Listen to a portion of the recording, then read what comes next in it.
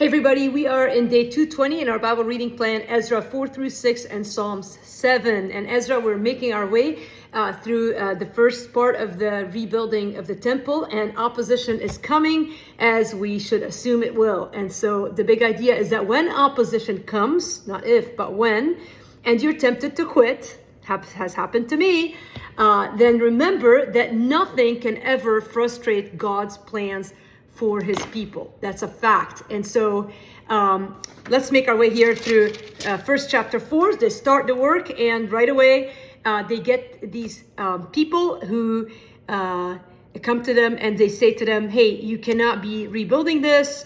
And who are these adversaries of Judah and Benjamin? Well, they were Samaritans who had married into the people of Israel.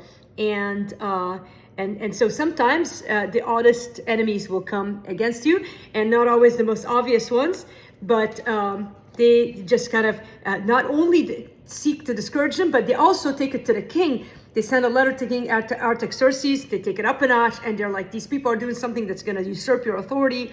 And verse 4, of course, the people of the land discouraged the people of Judah and made them afraid to build. And fear is a natural symptom or ramification of the enemy's attack, right?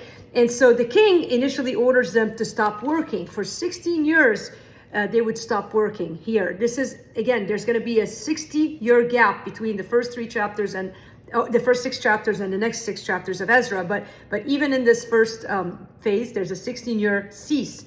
And so it says in chapter 4, verse 24, that the work of the house of God stopped and it ceased. And so after 16 years, some of the elders start building again. They get their courage back on. And they send a letter to the king. And so the people who are rebuilding stand up for themselves at that point. They say, listen, we're not going to stop building because we are not your servants. We're servants of the Lord.